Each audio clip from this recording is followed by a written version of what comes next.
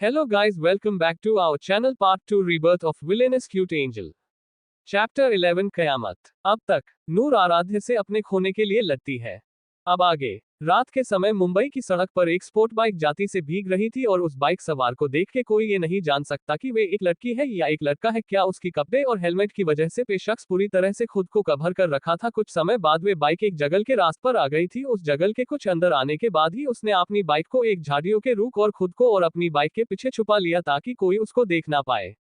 वही उस बाइक सवार के कुछ ही दूर पर एक 2 मंजिला बिल्डिंग था जिसके आसपास गार्ड उसकी गार्डन कर रहे थे।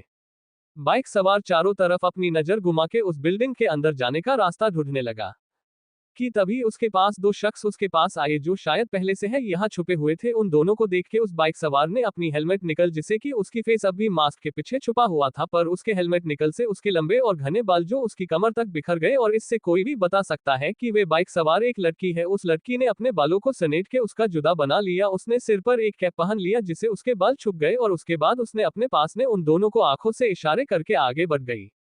वही उस बिल्डिंग के अंदर एक कमरे से लड़कियों के चिल्लाने की आवाज सुनाई दे रही थी। वही उस कमरे के कुछ दूर पर 2 आदमी दिखने ने है कि आतंकवादी से कम नहीं लग रहे थे और उनके आसपास गार्ड जो वहां पहरा दे रहे थे। वही उन दोनों ने से एक ने बोला, जफर बास ने बोला है इस बात कोई गड़बड़ नहीं होना चाहिए, नहीं तो वे हम दोनों को जान से मार देंगे और इस बार उमेश इन लड़कियों को दुबई भेजना है। ये हमारे लिए बहुत बड़ी डील है, किसी भी हालत में से डील पूरी करनी होगी, नहीं तो बास का बहुत बड़ा नुकसान होगा।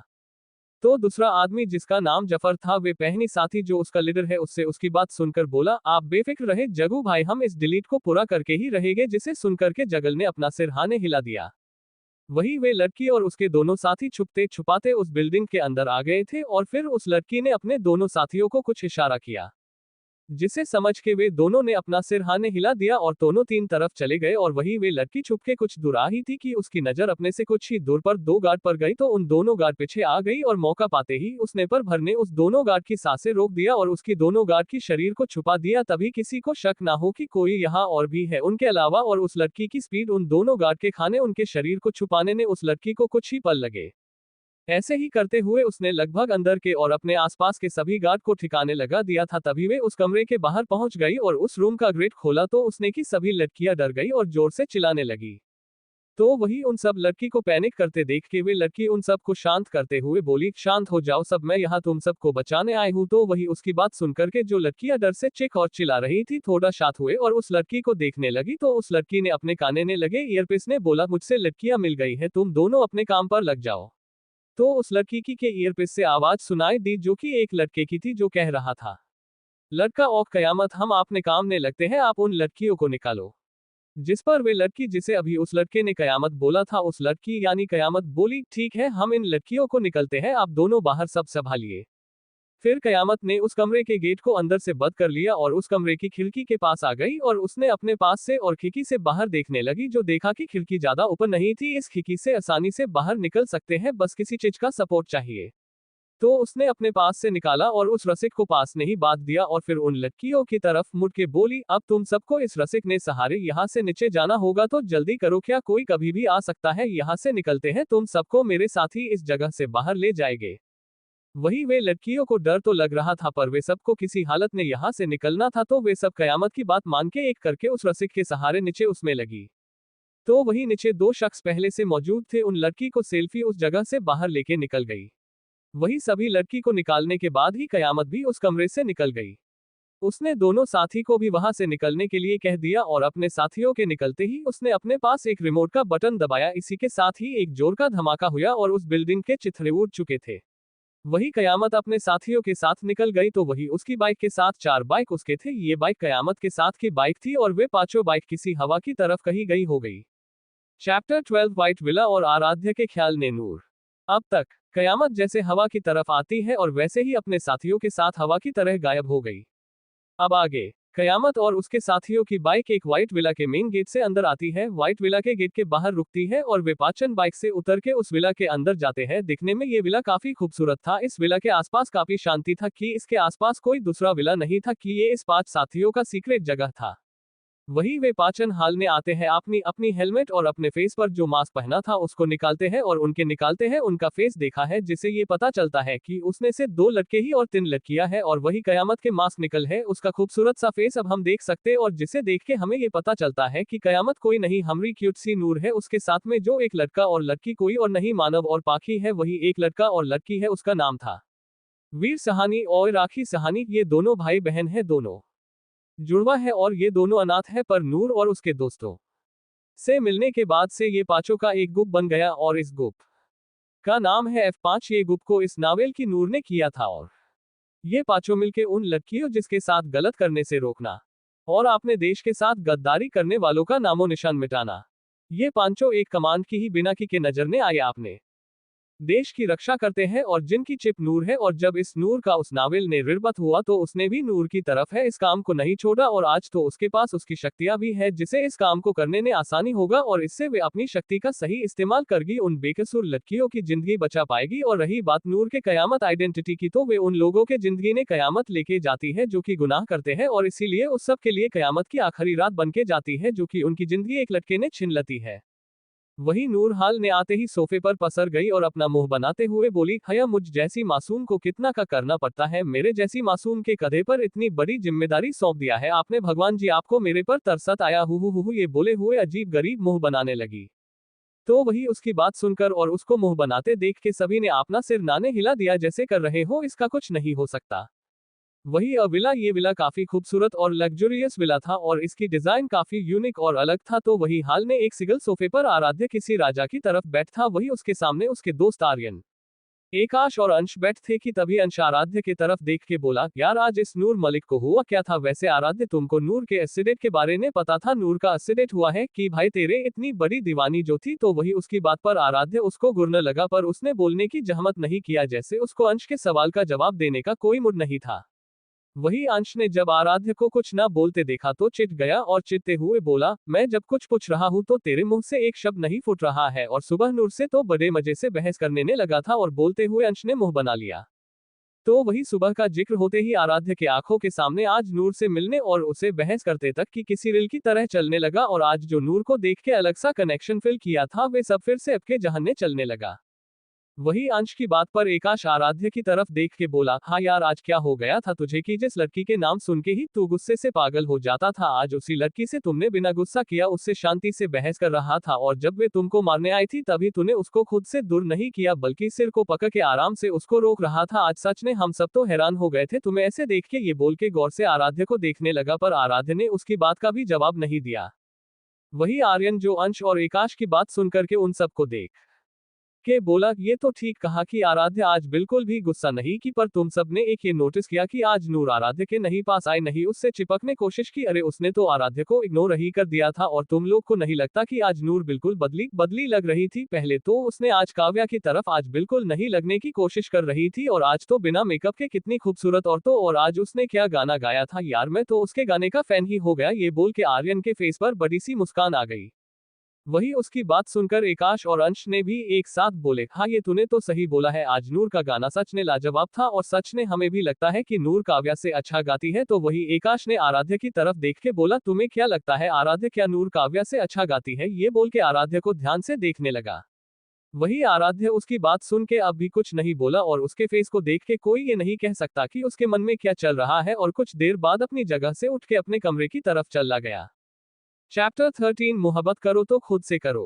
अब तक आराध्य के मन में ख्याल चल रहा था और उसे समझने नहीं आ रहा था कि ऐसा क्या बदल गया है नूर ने जो उसको नूर की तरफ खींच रहा है।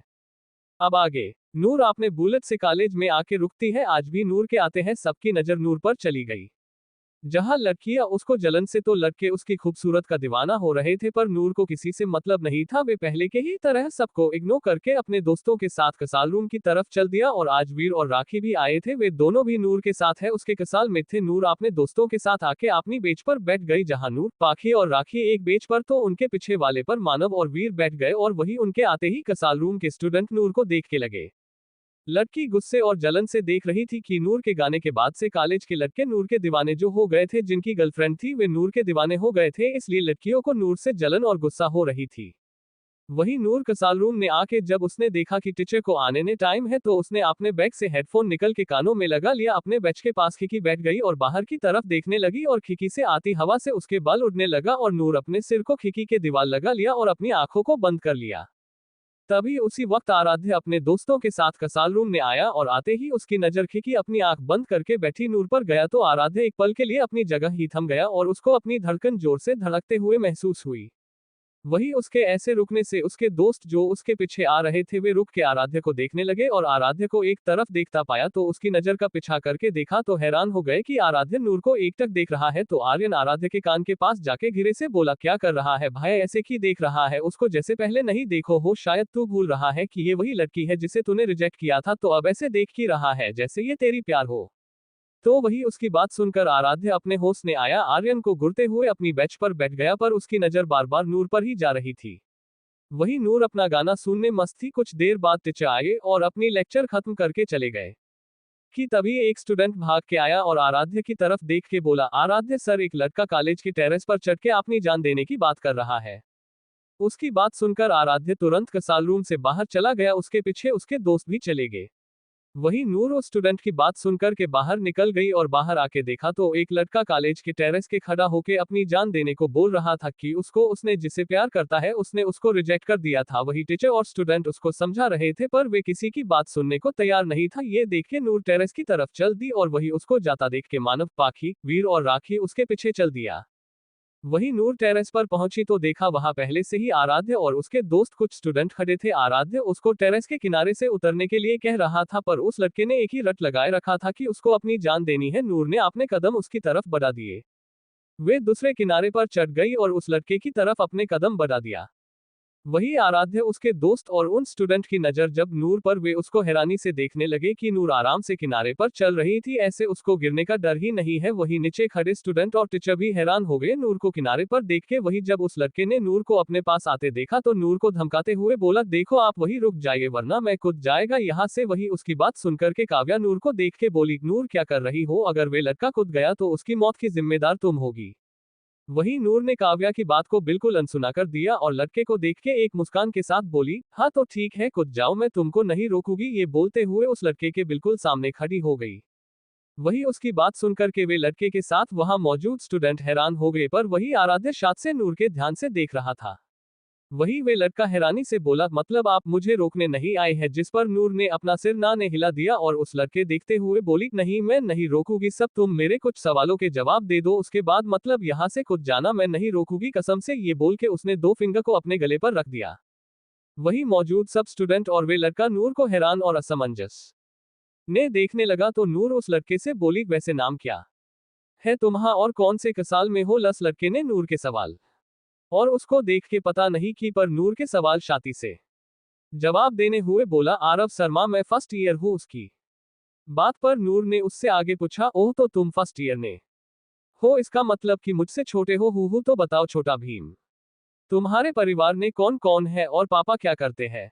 वही नूर की बात सुन के उसका खुद को छोटा भीम कहने से आरव मुंह बनाते हुए बोला, मेरा नाम आरव है ना कि छोटा भीम। ये बोल के मुंह बनाने लगा। आरव इस समय ये भूल गया था कि वे अपनी जान देने के लिए टेरेस के किनारे पर खड़ा है। वही उसकी बात सुनकर नूर हंसते हुए उसके गालों को चिचते हुए बोली, हाँ हाँ मुझे पता है कि तुम्हारा नाम आरव है, पर वो क्या है ना छोटा भीम, मुझे बहुत पसंद है। अगर मेरा कोई भाई होता तो मैं उसको छोटा भीम बोलती कि वो भी जरूर तुम्हारी तरह क्यूट होता, इसलिए मैं तुमको छोटा भीम ही बोलूंगी। तो कि छोटा भीम, आपके परिवार में कौन कौन है और आपके पापा क्या करते हैं और अपनी जान की देने जा रहे थे। नूर का बात सुनकर और उसका सवाल सुन के आरव को जैसे याद आया कि वे क्या करने जा रहा तो उसने नूर की तरफ देख के बोला, आप क्या करगी जान के हमें इसी भी सवाल का जवाब नहीं देना है, हम अपनी जान दे के रहेंगे। ये बोल के फिर से टेरेस के और किनारे की तरफ आपने कदम बढ़ाने को हुआ ही था। ये देख के नूर बोली, अब ये आपना है कि तुम्हारे जान देने के बाद तुम्हारे मम्मा पापा को संभाले वाला है कि नहीं, कि अगर तुम अपनी माँ पापा के अकेले हुए तो वे भी अपनी जान दे के तुम्हारे पास जल्दी ही आ जाएंगे और कोई और है उनको संभाले के लिए, उनकी मौत के बार बार है बस फर्क इतना है वे जिंदा रहन एक रोज तिल तिल मरेगे ये तुम्हें इस सब से क्या तुम बस अपनी सोचो कि तुम्हें तो अपनी जान देनी है कि तुम जिसे प्यार करते हो वे तुमसे प्यार नहीं करता तो तुम्हारे जिना की कोई वजह ही नहीं है। सब एक काम करो अपनी मम्मी को फोन करो और बोली कि मम्मी पापा आपका बेटा अपकी भरने की वजह छीनने जा रहा है कि किसी भी माँ बाप के लिए उनकी संतान उनकी जीने की वजह होती है तो ये लो और अपनी माँ को फोन करो। ये बोल के नूर ने अपना फोन आरव के हाथ में थमा दिया। वही आरव के आंखों से आंसू बह रहे थे वे अपनी भरी आंखों से नूर को देख रहा था। वही आराध्य और वे सब स्टूडेंट नूर की बात सुन रहे थे। उनकी नजर नूर पर टिकी हुई थी। नूर आरव को अपना फोन देके किनारे उतरने लगी फिर रुक के आरव की तरफ देख के बोली अगर तुम खुद से प्यार नहीं कर सकते तो दूसरे क्या करगे पहले खुद से प्यार करना सीखो तो ये दुनिया तुमसे प्यार अपने आप करने लगेगी। ये बोल के उस किनारे से उतर गई और वहां से जाने लगी। वही आरव अपने हाथ ने नूर के फोन को देख रहा था और उसके आंखों से आंसू बह रहा था। वही नूर को जाते देख के आरव ने नूर को आवाज लगाई दी रुक जाइए। उसकी आवाज सुन के नूर के कदम रुक गए और वे पीछे पलट गई और आरव को देखने लगी। तो वही आराध्य उसके दोस्त और वहां मौजूद स्टूडेंट आरव को देखने लगे। वही आरव नूर को देखते हुए उस किनारे से नीचे उतरने लगा जिससे सभी स्टूडेंट और टीचर जो नीचे से देख रहे थे वे सब हैरान हो गए। वही आराध्य उसके दोस्त भी हैरान हो गए। वही आरव किनारे से उतर के नूर के पास आ गया और आरव नूर के लगे लग गया और रोते हुए बोला सॉरी दी मैं भूल गया था कि अगर मुझे कुछ हो गया तो मेरे मम्मी पापा का क्या होगा कि मेरे सिवा उनका कोई नहीं है। अगर मुझे कुछ हो जाता हो मेरे माँ पापा जीते जी मर जाते। ये बोल के रोने लगा। वही नूर ने भी उसके पिठ को प्यार से सहलाते हुए उसको शांत करने लगी फिर खुद से दूर करके उसके चेहरे को प्यार से अपने हाथ में भर के बोली कोई बात नहीं बच्चा गलती सबसे होती है पर हमें अपनी गलती से सीख लेनी चाहिए और आपको भी अपनी गलती का एहसास है कि आप जो करने जा रहे थे वे कितनी बड़ा गलत कदम था तो अब से ऐसी गलती दोबारा मत करना समझे मेरे छोटे भीम। ये बोल के नूर ने आरव के कान पिच किया और मुस्कुराने लगी। वही आरव के फेस पर भी मुस्कान आ गई और साथ वहां मौजूद सबके फेस पर मुस्कान आ गई। वही आराध्य नूर को देख के उसके फेस पर मुस्कान आ गई पर उसने जल्दी ही छुपा लिया। चैप्टर 14 राजवीर और ईशानी। अब तक नूर आरव की बात सुनकर के आपने गलती का एहसास होता है कि वे कितनी बड़ी करने जा रहा था। अब आगे आर हॉस्पिटल ईशानी अपनी केबिन में बैठ के किसी पेशेंट का रिपोर्ट चेक कर रही था कि तभी उसके कमरे में एक नर्स आए और बोली डॉक्टर ईशानी आपको सीनियर डॉक्टर आपको बुला रहे हैं। तो ईशानी ने उसको देख के बोली ओह तुम जाओ मैं आती है जिस पर वे नर्स चली गई।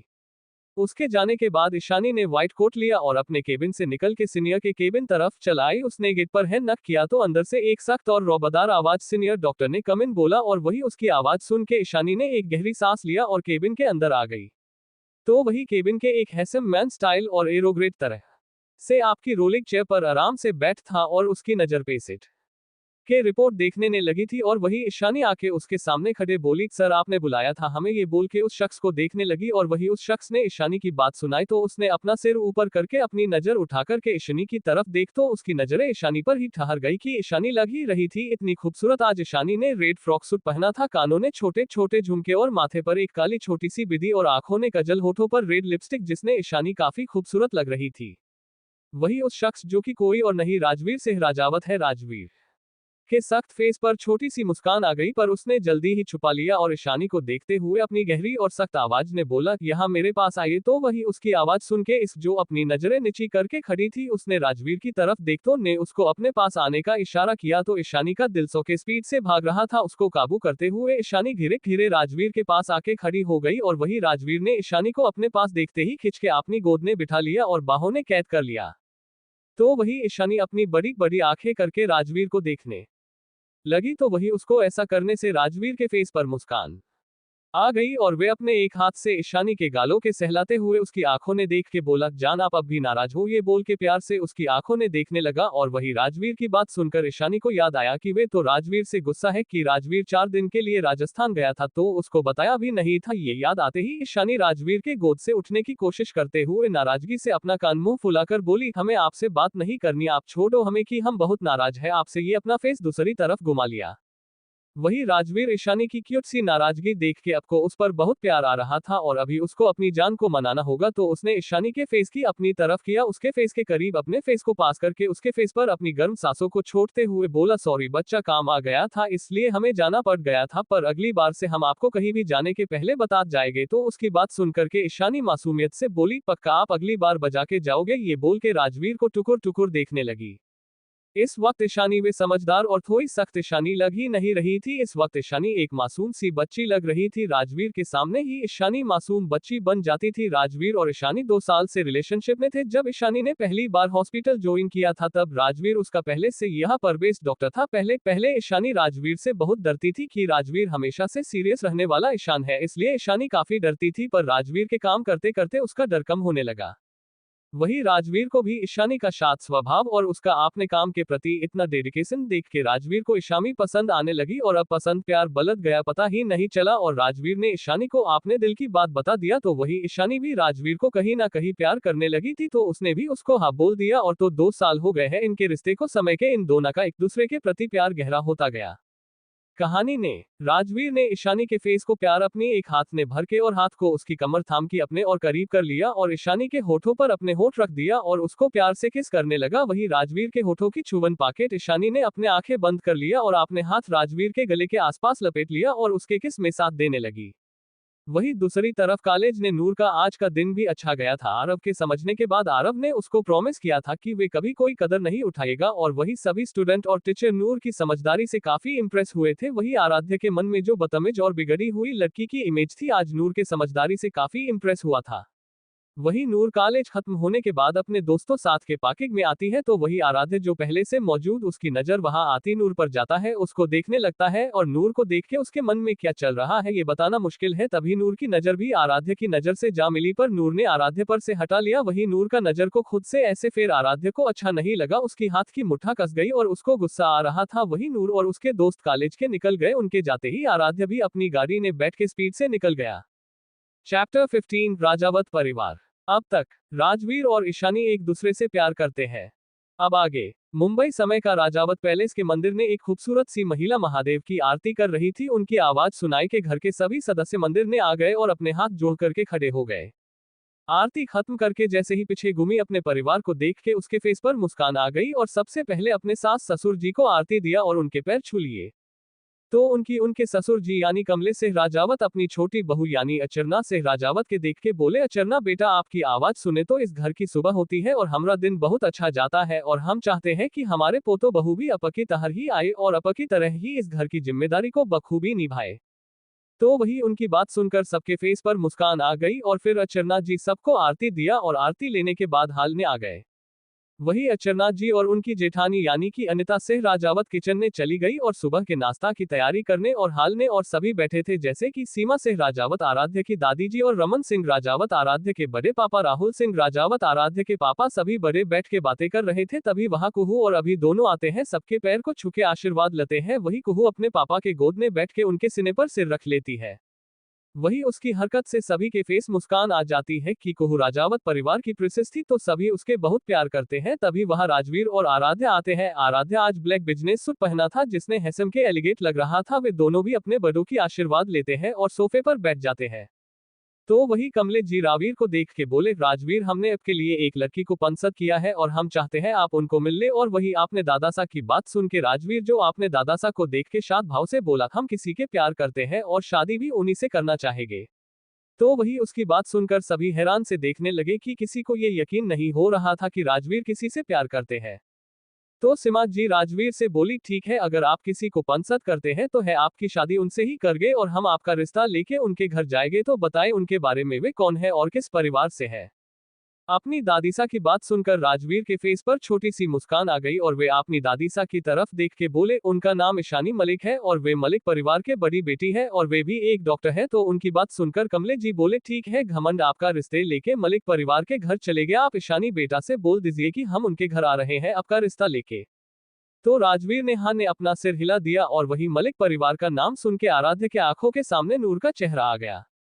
वही दूसरी तरफ मलिक हाउस ने ईशानी के कमरे में एक जंग का मैदान बना हुआ था कि ईशानी और नूर दोनों आपस में लड़ रही थी और कमरे के चारों तरफ तकिए की रुई चारों तरफ फैला हुआ था और वही ईशानी और नूर दोनों लड़ने मस्त था कि तभी रूम में शालिनी जी आते हैं और कमरे की हालत देख के ईशानी और नूर को देख के चिल्लाई, ये क्या हालत बना रखा है कमरे का। ये बोल के गुस्से उन दोनों को घुसने लगी और उनकी आवाज सुन के ईशानी और नूर रुक गई, बेड के नीचे उतर गई और वही नूर झटके सारा इल्जाम ईशानी के सिर पर डालते हुए मासूम बनके बोली, माताश्री ये सब दिदू ने किया है, हम तो सब दिदू से उनकी रेड वाली ड्रेस लेने आए थे, मना करके हमसे लेने लगी। ये बोल के मासूम सा फेस बना लिया और वही ईशानी अपनी आंखों को बड़ी बड़ी करके नूर को देखने लगी जो उसको फंसा के अपने आप को बचा रही थी। उसने अपने बचाव ने झट से बोली, नहीं नहीं माँ, ये नूर की बच्ची झूठ बोल रही है, ये कोई ड्रेस लेने नहीं आई थी, कलबे इसने सोते समय मेरे को डराने आई थी और मैं जैसे ही सो के उठी ये मेरे सामने भूत वाला मास्क पहनने मेरे सामने आई थी, जिससे मैं डर गई और जब मरने के लिए उसको पकड़ने लगी तो इसने मुझसे लड़के कमरे की ये हालत कर दिया। वही उन दोनों की बात सुनकर शालिनी जी दोनों को घूरते हुए बोली, मुझे नहीं सुनना कि ये सब कैसे हुआ है, दोनों के दोनों जल्दी से इस कमरे को साफ करके नीचे आ जाना, नहीं तो ये के उन दोनों को घूरते हुए नीचे चली और वही ईशानी और नूर एक दूसरे को घूरते हुए कमरे को साफ करने लगी और कुछ देर बाद दोनों ने कमरे को साफ करके बेड पर ही पसर गई और लंबी सांसें लेते हुए बोली, हाय सुबह सुबह इतनी मेहनत कर पड़ गया। और कुछ देरी लेटने के बाद दोनों फ्रेश होने चली गई। कुछ देर बाद सब डाइनिंग एरिया में बैठ के अपने नाश्ता कर रहे थे और वही ईशानी अपने पापा मम्मी को देख के हिचकिचाहट के साथ बोली, माँ पापा वे मुझे आप दोनों से कुछ बताना है। तो वही उसको इतना हिचकिचाते देख के राज जी उसकी तरफ देख के बोले, हाँ बच्चे बोलिए, इसने इतना हिचकिचाते की क्या बात है। तो ईशानी अपने पापा की बात सुन के अपने पापा और माँ को देख के एक लंबी सांस लेके अपनी आंखों को जोर से बंद करके बोली, हम किसी से प्यार करते हैं और वे अपने परिवार के साथ हमारा रिश्ते की बात करने के लिए आने वाले हैं। उसकी बात सुनकर नूर जो अपना नाश्ता कर रही थी उसकी खांसी आ गई और वे हैरान से अपनी दी को देखने लगी और वही हाल राज जी और शालिनी जी का था, वे भी ईशानी को हैरान से देख रहे थे और नूर की खांसने की आवाज से आपने होश में आए और शालिनी जी नूर के पेट सहला के उसको पानी पीने को दिया और वही नूर ने पानी पिया तो उसको साहत मिला। उसने ईशानी को देख के चहकते हुए बोली, अरे वाह दीदू, अपने हमारे लिए जिजू ढूंढ लिया, क्या बात है। वही उसको इतना खुश होते देख के सबके फेस पर मुस्कान आ गई। तो शालिनी जी ईशानी को देख के बोली, ठीक है बेटा जी, आने दीजिए, हम उनके स्वागत की तैयारी कर लेंगे। और उनकी बात सुनकर ईशानी के फेस पर मुस्कान आ गई और उसने अपनी माँ को साइड से गले लगते हुए बोली, आई लव यू माँ, आप बेस्ट हो। तो राज जी झूठ मुठ भेद का गुस्सा होते हुए बोली, मतलब अपनी माँ है बेस्ट है, हम नहीं। तो ईशानी उनको भी लगे लगा के बोली, आप भी बेस्ट हो पापा, आई लव यू। तो नूर अपने माँ पापा और दीदू को देख के बोली, हमसे कोई प्यार नहीं करता। ये बोल के अपना मुंह फुला लिया और वही उसकी बात सुनकर उन तीनों लोग ने एक दूसरे को देख और नूर के पास आ उन तीनों ने नूर को गले लग गए और बोले, आप तो हम सबकी जान है। उनकी बात सुनकर नूर के फेस पर मुस्कान आ गई। चैप्टर 16 राजावत परिवार मलिक हाउस ने। अब तक ईशानी ने आपने और राजवीर के रिश्ते के बारे में बात दिया था। अब आगे सुबह से मालिनी जी ने यहाँ से वहां भाग रही थी कि ईशानी को देखने के लिए राजवीर के परिवार वाले आने वाले थे। वही उनको देख के राज उनको थाम के बोली, अरे श्रीमती जी की इतना परेशान हो रही है, सब ठीक से जो जाएगा, आप तकनीक शांत हो जाए। उनकी बात सुनकर के मालिनी जी परेशान जाके बोली, अरे राज जी, हम कैसे शांत हो जाए, मैं नहीं चाहती कि कोई कमी रहे और लड़के के परिवार को ये लगे कि हमने कुछ उनके आने की ढंग से तैयारी ही नहीं की है। ये बोल परेशान हो रही थी कि वही हमारी नूर आती है और अपनी माँ को शांत करते हुए बोली, माताश्री आप पहले तो शांत हो जाए और हम सब है ना, कुछ गड़बड़ नहीं होगा। ये बोल के उनको एक गिलास पानी पीने के लिए देती है तो मालिनी जी पानी पी के खुद को थोड़ा शांत करती है। तभी गाड़ियों के रुकने की आवाज आती है तो राज जी उसको दोनों को देख के बोले, लगता है लड़के वाले आ गया। नूर आप जाके देखन की ईशानी तैयार है ना, हम दोनों लोग उनके स्वागत के लिए जाते हैं। नूरहा बोल के ईशानी के कमरे की तरह भाग गई। वही मलिक हाउस के 6 से 7 गाड़ियां आके रुकी जिसने से राजावत परिवार निकला। तो वही राज जी और मालिनी जी बाहर आके उनका स्वागत करते हैं। जो उनसे बड़े थे उनसे आशीर्वाद लेते हैं। राजवीर के पापा चाचा से हाथ मिलाते हैं। उसके इतने प्यार से स्वागत करने से राजावत परिवार खुश हो गया और उनके घर के अंदर आ गए, हाल के सोफों पर बैठ गए। वही आपने परिवार के आराध्य भी आया था, पर उसको यहाँ आने के बाद से उसकी धड़कन जीरो से धड़क रहा था, पर आराध्य ने उसको इग्नोर करके राजवीर के साथ आके सोफे पर बैठ गया। वही राजवीर के दादाजी यानी कमलेश जी राज जी से अपने परिवार को निलवाते हुए बोले, बेटा जी इनसे मिलन, ये है हमारी पत्नी सीमा सिंह राजावत, यही हमरे बड़े बेटे रमन सिंह राजावत और ये है इनकी पत्नी अनिता सिंह राजावत। ये है इनके बेटे राजवीर सिंह राजावत जिनसे आपकी बेटी का रिश्ते के लिए आए हैं। और ये है हमारे छोटे बेटे राहुल सिंह राजावत, ये है इनकी पत्नी अचरना सिंह राजावत और ये है आराध्य सिंह राजावत इनके बेटे। और ये है और घर के सबसे छोटे सदस्य हमरे पोते और पोती अभी सिंह राजावत और कुहू सिंह राजावत। सबसे मिलने के बाद राज जी बोले, आप सबसे मिलके अच्छा लगा। और मालिनी जी को लिखते हुए बोली, ये है हमारी पत्नी मालिनी मलिक और हमारी 2 बेटियां है ईशानी मालिक और नूर मालिक, सब छोटा सा परिवार है हमारा। ये बोल के मुस्कुरा दिए। वही आराध्य जो कि आपने फोन में बिजी था कि उसको यहाँ आने का कोई मन नहीं था पर अपने दादासा के करने पर आया था। आज उसने ब्लैक और ब्लैक पैट पहना था जिसने काफी डेसिक और हैरान लग रहा था और जब उसने राजकी के मुंह से नूर का नाम सुना तो चौंक गया कि उसको बिल्कुल अंदाजा नहीं था कि नूर ईशानी की छोटी बहन होगा पर अभी भी उसके मन में ये था कि नूर नाम तो बहुत से लोगों का होता है, इसलिए अपना सिर झटक के फिर से अपने फोन में देखने लगा। वही राजवीर की नजर तो ईशानी को ही ढूंढ रही थी। आज राजवीर ने ब्लैक थ्री पीस सूट पहना था जिसने काफी हैंडसम लग रहा था। वही उसको पास बैठी कुहू ने जब राजवीर की बेचैनी देखी तो उसको छोने के लिए बोली, सबर का फल मिठाई होता है भाई, थोड़ा सबर कर लो भाभी आ जाएगी। उसकी बात सुनकर के राजवीर झेप गया। वही ईशानी के कमरे ने नूर ईशानी को देख के बोली, खाए दीदू आज तो जीजू तो तुमको देख के लट्टू हो जाएंगे क्या, गजब लग रही हो। ये बोल के ईशानी की बलाइयां लेती है। उसकी बात सुनकर के ईशानी का फेस शर्म से पूरा लाल हो जाता है। आज ईशानी ने पिंक कलर की सिफॉन की साड़ी पहना था, आंखों ने कजल, माथे पर काली बिंदी और होठों पर रेड लिपस्टिक और आपने बालों को खुला छोड़ दिया था जिसने उसकी खूबसूरत ने चार चांद लगा दिया। और आज तो हमारी नूर जी काफी खूबसूरत लग रही थी। आज नूर ने रेड कलर का फ्रॉक सूट पहना था, उस पर से आंखों ने कजल और माथे पर एक काली बिजी और होठों पर लिप बाम लगाया था। इतने नहीं, नूर बिल्कुल कयामत लग रही थी। उस पर से उसकी मासूमियत उसके फेर का नूर और बढ़ा रहा था। नीचे हाल में सिमा जी मालिनी जी से बोली, बेटा जी आप ईशानी बेटा को अब बुलाए ताकि हम भी तो अपनी पोता बहू से मिले। उसकी बात सुनकर के मालिनी जी नेहा ने अपना सिर हिला दिया। ईशानी को लेने के लिए उसके कमरे में आ गई और जब वे ईशानी को देख तो एकटक उसको देखने लगी। उनको देख के ईशानी उनके पास आके बोली, क्या हुआ माँ, आप हमें ऐसे क्यों देख रही है। उसकी बात सुनकर के मालिनी जी थोड़ा इमोशनल होके बोली, देख रहे हैं कि मेरी बेटी कितनी बड़ी हो गई है कि आज के लिए उसका राजकुमार आया है देखने के लिए। उनकी बात सुनकर के ईशानी के भी आंखों ने नमी आ गई, उसने अपनी माँ के गले लग गई। वही उनको इमोशन देख के नूर इमोशन हो गई थी पर आपने आंखों की नमी छुपाकर अपना मुंह बन के बोली, अरे आप दोनों भी ना कभी भी इमोशन जो जाते हो। अपनी माँ को देख के बोली, और माता श्री अगर ऐसे ही दिदू को इमोशन किया आपने तो दिदू ना खूबसूरत परिवार से चुड़ैल बन जाएगी। ये बोल के अपना मुंह बनाने लगी। वही उसकी बात सुनकर के ईशानी उसके सिर पर मारते हुए बोली, कहना क्या चाहती है, हम चुड़ैल है। ये बोल के उसको गुरने लगी। तो नूर अपने बतिसी दिखाते हुए बोली, अरे दीदू मेरे कहने का मतलब है अगर आप रोएगी तो जो मेकअप किया है वे सब खराब हो जाएगा, तो आप फिर से चुड़ैल बन जाओगी और कहीं आपको चुड़ैल के रूप में देख के जीजू को अब से डर के भाग जाएंगे। ये बोल के हंसने लगी। उसकी बात सुनकर के ईशानी और चिढ़ गई और उसके मारने के लिए उसकी तरफ भाग गई।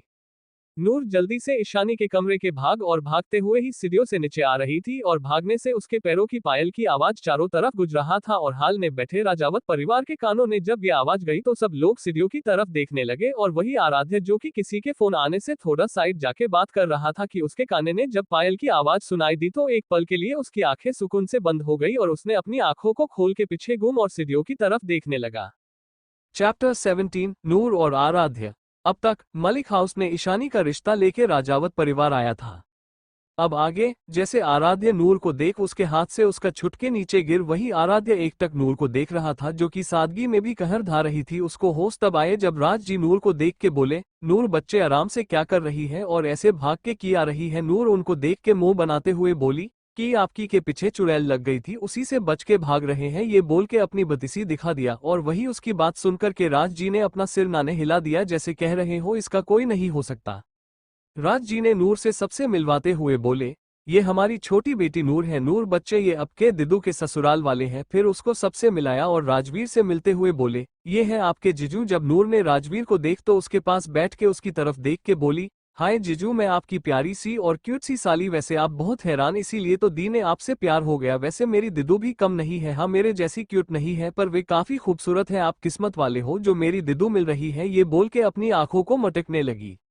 वही राजावत परिवार उसकी बात सुनकर और उसकी हरकत देख के सबके फेस पर मुस्कान आ गई और राजवीर उसकी बात सुनकर के उसके फेस पर मुस्कान आ गई। उसने नूर को थोड़ा छोड़ते हुए सीरियस फेस बना के बोला, हाँ ये तो बिल्कुल सही कहा है कि वे आपकी तरफ क्यूट नहीं है, तो क्या नाम है आपसे शादी कर लूं। राजवीर की सीरियस फेस को देख के नूर के फेस की उवाइयां उठ गई जैसे सच में राजवीर उसे शादी करना चाहता है। वे जल्दी से बोली, नहीं मुझसे शादी करने का जरूरत नहीं है, आप मेरी दी से ही शादी करो, वे आपके लिए अच्छी है। मैं तो बहुत बुराई जैसे मुझे खाना बनाना नहीं आता और मेरी दी को खाना बनने ने तो माहिर है। मैं पब जाना, दारू पीना, देर तक सोना, मैं तो सोते वक्त खराटे भी लेती हूँ पर मेरी बहुत अच्छी है, उनमें ये सब नहीं है, आप उन्हीं से शादी करना। ये बोलते हुए राजवीर को ऐसे देख रही थी वे जो कह रही है सब सच है।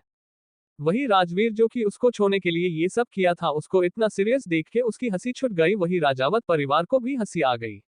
और आराध्य तो नूर का मुंह तकता रह गया। उसको भी नूर का जवाब सुन के हंसी आ रही थी कि नूरिस काफी क्यूट लग रही थी।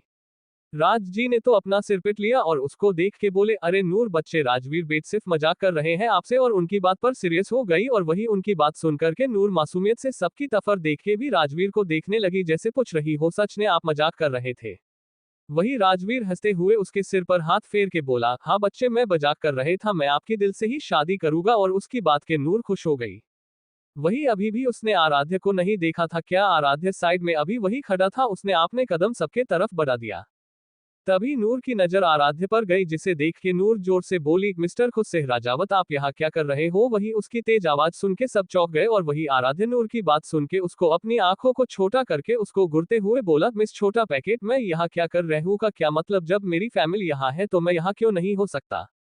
उसकी बात सुनकर नूर बिना ध्यान दिए फिर से बोली, क्या मतलब आपकी फैमिली यहाँ है? तो आप ये बोलते बोलते उसको ध्यान आया कि अभी आराध्य ने क्या कहा, मेरी फैमिली, ये याद आया तो वे चौंक के कभी आराध्य को देखती तो कभी राजावत परिवार को। उसने आपने पापा की तरफ देख तो उसके पापा ने हाँ ने अपना सिर हिला दिया, जिससे नूर और हैरान हो गई भी खुद को संभाल के झूठ हंसी के साथ बोली, हाँ ग्रिन ग्रिन वे, मुझे पता नहीं था इसलिए सॉरी। ये बोल के अपने पापा के पीछे खड़ी हो गई। उसको अब अकवर्ड लग रहा था कि कैसे उसने आराध्य पर चिल्लाया था। उसकी हरकत देख के आराध्य के फेस पर ना दिखने वाली मुस्कान आ गई और राजावत परिवार को नूर बड़ी प्यारी लग रही थी।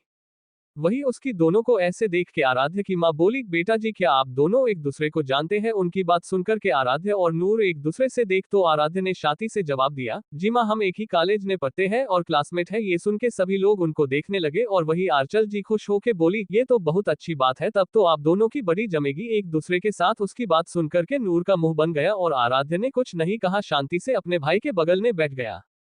तभी मालिनी जी ईशानी को लेकर आती है। उसको देख के सबके फेस पर मुस्कान आ गई और वही राजवीर बाबू तो अपना मुंह खोले ईशानी को एकटक देख रहे थे। तो आराध्य ने घिरे से कहा, भाई मुंह बंद कर लो नहीं तो मच्छर चला जाएगा। उसकी बात सुनकर के राजवीर झेप गया, इधर उधर देखने लगा। ईशानी सबको एक नजर नहीं पसंद आ गई थी। ईशानी ने सभी बड़ों का आशीर्वाद लिया और वही दादी जी ने उसको अपने पास बैठ लिया और उसके सिर पर हाथ फेर के बोली, आप सच में बहुत प्यारी है, हमें जितना सोचा था उससे भी ज्यादा खूबसूरत है, आप सच में हमरे पोते की पंसद लाजवाब है। वही कमले जी राज जी की तरफ देख के बोले, बेटा जी, हमें आपा की बेटी बहुत पसंद आए और हम चाहते हैं कि ये बहू बनके जल्दी से हमारे घर की रौनक बनके आए।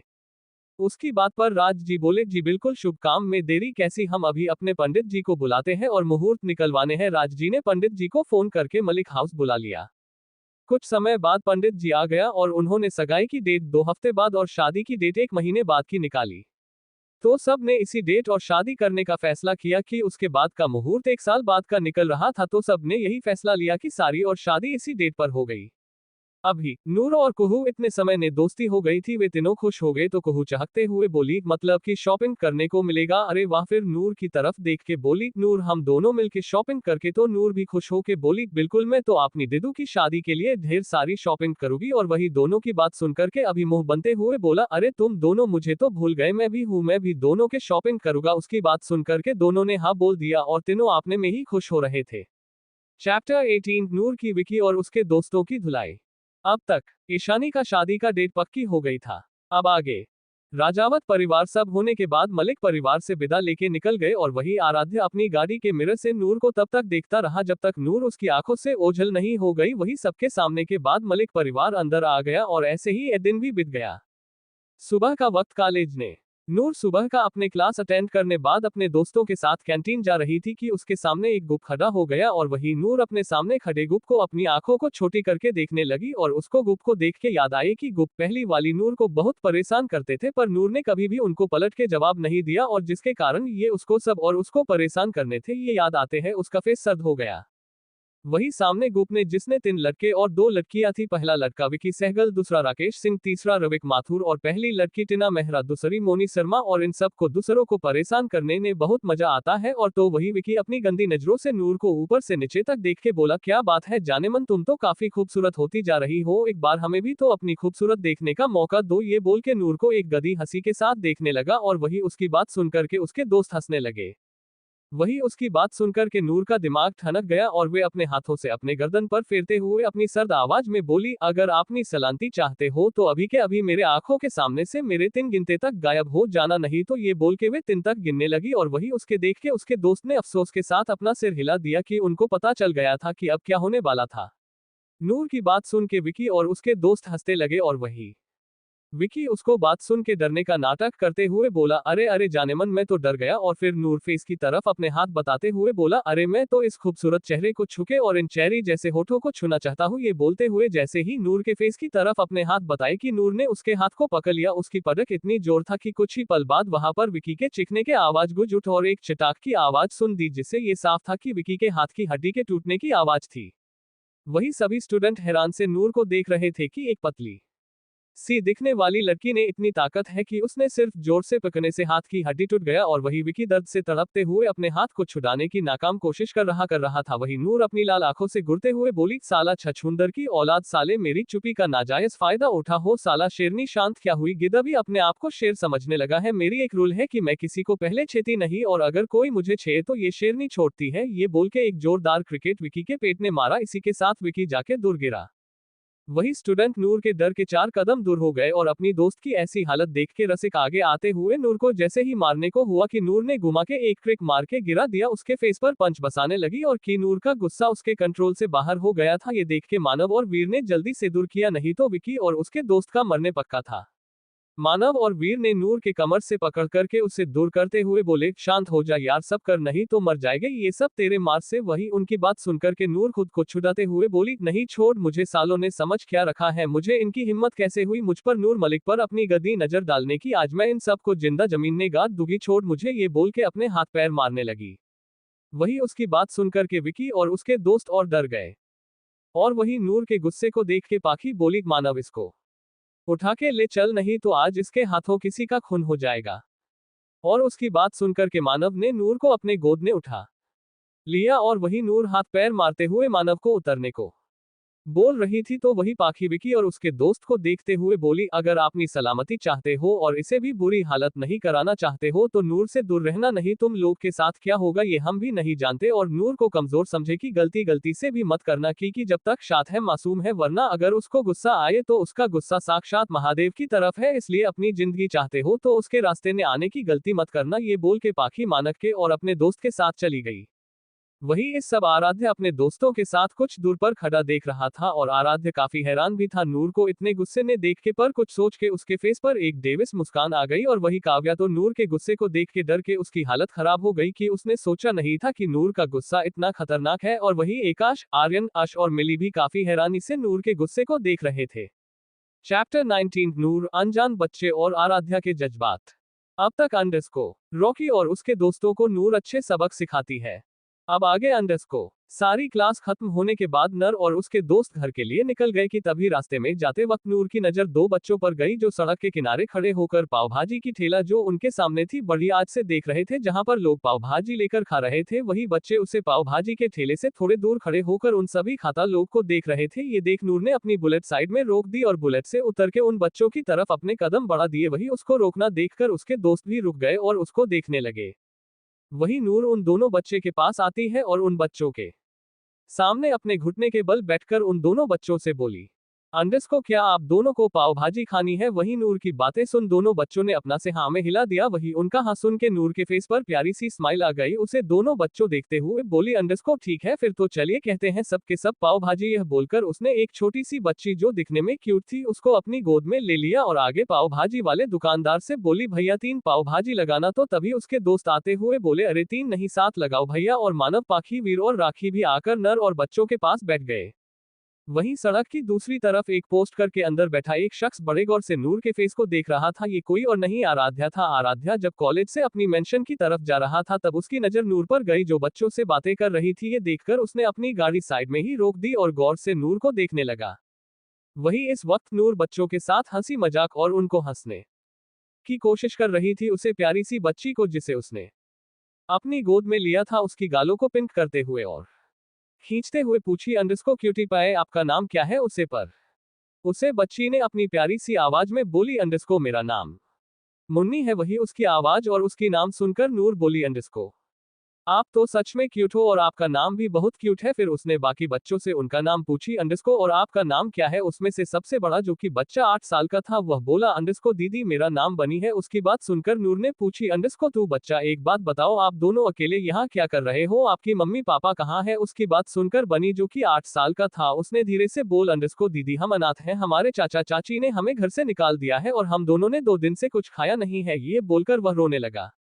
बनी की बात सुनकर नूर की आंखों में आंसू बहने लगे क्योंकि उसको भी अनाथ होने का मतलब अच्छे से पता था क्योंकि वह पिछले जन्म में हुए भी अनाथ थी, इसलिए उसे बच्चों की बात सुन उसकी आंखों से आंसू बहने लगे। उसने तुरंत बनी को अपने गले लगाते हुए बोली अंडरस्को ऐसे नहीं बोलते बच्चा, किसने बोला आप अनाथ हो, देखो आज से आप दोनों हमारे साथ रहोगे। तो बोलो क्या आप हमारे साथ रहोगे, हम आपको खाना देंगे, आपको पढ़ने के लिए भेजेंगे, तो आप दोनों हमारे साथ चलोगे। वही उसकी बात सुनकर वह दोनों बच्चे नूर तरफ देखने लगे। वहीं नूर के दोस्त भी नूर की तरफ देखने लगे, उनकी आंखों में भी नमी आ गई थी उसे बच्चों की बात सुनकर, पर नूर की बात सुन उनके होठों पर हल्की सी स्माइल आ गई तो वही रखी बोली अंडरस्को हाँ हाँ बच्चों आप लोग मेरे हम लोग के साथ, हम ढेर सारे आपको खिलौने लाकर देंगे। ये बोल वह भी उनकी तरफ देखने लगी क्योंकि वह भी अनाथ होने की मतलब जानती थी क्योंकि वह और उसके भाई भी अनाथ थे।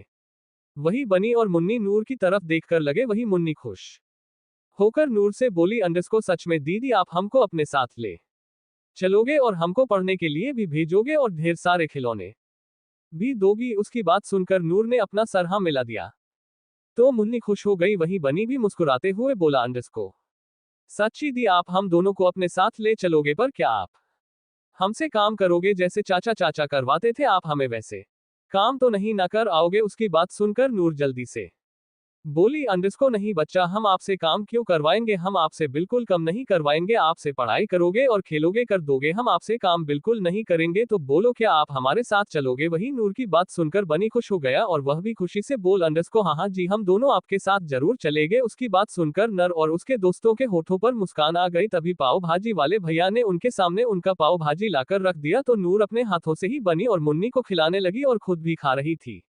वहीं सड़क के किनारे गाड़ी में बैठे आराध्या बड़े गौर से ही नूर को देख रहा था और जब उसने नूर की आंखों से आंसू बहते हुए देखा तो अपने मन में बोला अंडरस्को दूसरों की तकलीफ से तुमको तकलीफ हो रही है, तुम सच में इतनी कैसे बदल गई, क्या तुम पहले भी ऐसे ही थी, क्या अब हो गई हो। पहले मुझे तुम्हें देखकर इरिटेशन होती थी, क्या गुस्सा आता था, पर अब तुम ही देखने के लिए बेचैनी होती है, बिना देखे मुझे सुकून नहीं मिलता। क्या कर रही हो तुम मेरे साथ, क्या ये तुम्हारा नया तरीका है मेरे करीब आने का। यह मुझे नहीं पता, पर जो अगर तुम मेरे दिल में बस गई तो इस दिल के कैद से निकलना नामुमकिन हो जाएगा तुम्हारे लिए। ये सोचते हुए एक तक नूर को देख रहा था।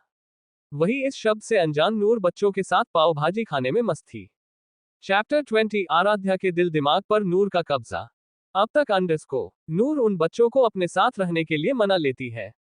अब आगे अंडरस्को नूर बच्चों के साथ मलिक हाउस आती है। वही अंदर आते ही उन बच्चों को देखकर शालिनी जी बोली अंडरस्को नूर बच्चे, ये दोनों बच्चे कौन है। जिस पर नूर शालिनी जी को देखकर बोली अंडरस्को माँ यह मुन्नी और बनी है, ये दोनों को मैं अपने साथ इसलिए रही हूँ क्योंकि मैं चाहती हूँ ये दोनों हमारे साथ रहे क्योंकि इनका अपना करने के लिए कोई नहीं है, क्या ये हमारे साथ रह सकते हैं। ये बोलकर मासूमियत से अपनी माँ को देखने लगी और वही शालिनी जी के होठों पर एक प्यारी सी मुस्कान आ गई। वे चल के नूर के पास आए और उसके सिर पर हाथ फेरते हुए बोली अंडरस्को बिल्कुल बच्चे, आप भी आप चाहती हैं तो मुन्नी और बनी आज से हमारे साथ ही इस घर में रहेंगे और हमें गर्व है कि आप हमारी बेटी हैं जिसको दूसरों को तकलीफ में देखकर आपको तकलीफ होती है। आप सच में बहुत प्यारी है। तभी वहां पर राज आते हुए बोले अंडरस्को बिल्कुल सही बोला शालिनी जी, हमारी हमारी बच्ची सच में एक नेक दिल इंसान है जिसने इन बच्चों को तकलीफ समझकर उनको अपने साथ ले आए, वरना आजकल के बच्चे तो गरीब देखकर ही उनके साथ वैसा व्यवहार करते हैं जैसा कि किसी जानवर के भी नहीं किया जाता है। आपने बिल्कुल अच्छा फैसला लिया है बच्चे, अब से ये दोनों यहीं रहेंगे। ये बोलकर वह अपनी घुटनों के बल बैठकर बनी और मुन्नी को देखकर बोले अंडरस्को बच्चों आप लोग आराम से रहो और अब से आपके घर है और हम आपका भी मम्मी पापा। वही राज्य की बात सुनकर बनी और मुन्नी की आंखों से आंसू आ गए तो शालिनी जी उन दोनों को अपने गले लगाते हुए बोली अंडरस्को नहीं बच्चे रोते नहीं हैं, अब तो आप लोग खुश हो जाओ और आप नूर बच्चा के साथ जो और फ्रेश होकर आप लोग नीचे आ जाओ, तब तक मैं आप सभी के लिए खाना लगती हूँ। नूर बच्चा आप इन दोनों को फ्रेश करके और अपने फैशन के नीचे आ जाए। जिस पर नूर अपना सर हम हिला के बनी और मुन्नी को लेकर अपने कमरे में चली गई। वही राजावत मेंशन आराध्या का कमरा काफी यूनिक और स्टाइलिश था। वही आराध्य वॉशरूम में सागर के नीचे खड़ा होकर अपने हाथों को दोनों दीवार पर टेक लगाकर आंखें बंद करके खड़ा था। वही उसके शरीर पर गिरने वाले पानी किसी मोती की तरह चमक रहे थे और उसका मस्कुलर चेस्ट साफ नजर आ रहा था, जिसमें वह अट्रैक्टिव और हॉट लग रहा था। अगर आराध्या को इस वक्त कोई लड़की देख ले तो भी अपनी शुद्ध बुद्ध को दे और आराध्या को पाने के लिए कुछ भी करने के लिए तैयार हो जाए। वही आराध्या के दिल दिमाग में एक ही लड़की छाई हुई थी और वह थी हमारी प्यारी सी एंजल नूर, जिसने उसके दिल दिमाग पर कब्जा कर रखा था, जिसे चाह कर भी आराध्य नहीं निकल पा रहा था। और उसके बंद आंखों के सामने भी नूर का मासूम सा चेहरा घूम रहा था, जिसे देख आराध्य ने अपनी आंखों को खोल दिया और अपनी आंखों को खोलते हुए अपने खतरनाक वॉइस में बोला, अंडरस्को छोटा पैकेट, ये तुम ठीक नहीं कर रही हो। तुम ऐसे मेरे दिल दिमाग पर कब्जा नहीं कर सकती। अगर तुम मेरी दिल और दिमाग में ऐसे ही छाए रही तो तुम्हें मेरी जुनूनियत और मेरा इश्क बन गई तो तुम्हें इस कैद से निकलने का कोई रास्ता नहीं मिलेगा। तब तुम्हें इस आराध्य सिंह राजावत के कैद में ही अपनी सारी जिंदगी मेरे साथ बितानी पड़ेगी। और यह बोलते हुए आराध्य की आंखों में एक जुनून नजर आ रहा था। वही इन सब से बेखबर नूर बनी और मुन्नी के साथ गार्डन एरिया में मस्ती कर रही थी। वही शालिनी जी और राज जी बैठकर उन तीनों को देख रहे थे। उनके फेस पर एक प्यारी सी मुस्कान थी। नूर इस वक्त बच्चों के साथ मिलकर बिल्कुल बच्ची बन गई थी और पकड़म पकड़ाई खेल रही थी। तभी वहां पर ईशानी और राजवीर आते हैं। राजवीर को देखकर नूर खुश हो गई और राजवीर के पास जाकर बोली, अंडरस्को क्या बात है जीजू, शादी लगे 2 दिन भी नहीं हुए आप तो ससुराल आने जाने लगे। नॉट बैड ये बोलकर एक नोटी स्माइल के साथ अपनी आंखें मटका आने लगी। और वही उसकी बात सुन राजवीर के होठों पर एक छोटी सी मुस्कान आ गई और राजवीर नूर को देखते हुए बोला, अंडरस्को जब इतनी प्यारी साली किसी को मिले तो उससे मिलने के लिए आना तो बनता है ना, क्यों साली साहिबा? वैसे सुना नहीं है साली आधी घरवाली होती है। ये बोलकर राजवीर ने आई विंक कर दिया और वही ईशानी जो राजवीर के बगल में खड़ी थी उसकी बातें सुन के हैरान हो गई, क्योंकि उसने कभी सोचा नहीं था कि राजवीर कभी किसी से मजाक कर सकता है। वह हैरानी से राजवीर को देखने लगी। वही उसकी बात सुनकर नूर हंसते हुए बोली, अंडरस्को अच्छा जी, तो आप हमसे फ्लर्ट कर रहे हैं, पर थोड़ा बच के जीजू, क्योंकि मेरी दीदी आपके पास में ही है। कहीं ऐसा ना हो कि शादी के पहले ही अपनी होने वाली बीवी के हाथों आपकी कुटाई ना हो जाए। ये बोलकर वह जोर जोर से हंसने लगी और वही नूर की बात सुनकर ईशानी को भी हंसी आ गई। तभी वहां पर शालिनी जी और राज जी आ जाते हैं। शालिनी जी राजवीर को देखकर बोली, अंडरस्को अरे राजवीर बेटा कैसे हैं आप? वही उनको देखकर राजवीर उन दोनों लोग के पैर छूते हुए शालिनी जी से बोल, अंडरस्को हम अच्छे हैं माँ, आप कैसी हैं? जिस पर शालिनी जी बोली, अंडरस्को हम तो बिल्कुल अच्छे हैं बच्चे, अच्छा हुआ आप आ गए, तो आज आप डिनर करके ही जाएगा ताकि हम भी अपने बेटे को जान सके। वहीं उनकी बात सुनकर राजवीर ने अपना सर हाँ मिला दिया। तभी ईशानी मुन्नी और बनी को देखते हुए पूछी, अंडरस्को अरे ये बच्चे कौन है? जिस पर नूर बोली, अंडरस्को थे ये बनी और मुन्नी है, इसे हम अपने साथ लाए हैं और ये अब से हमारे साथ ही रहेंगे हमारे घर में, क्योंकि इनका इस दुनिया में कोई नहीं है, इसलिए हम इनको अपने साथ ले आए। और उसे वही उसकी बात सुनकर राजवीर और ईशानी के भी फेस पर मुस्कान आ गई और वही राजवीर नूर के सिर पर हाथ फेरते हुए बोला, अंडरस्को सच में आप बहुत प्यारी हैं बच्चा, हमें खुशी है कि आप हमारी साली हैं जो इतनी समझदार है। वहीं राजवीर की बात सुनकर सबके फेस पर मुस्कान आ गई। Thanks for watching video, subscribe for more interesting story audio.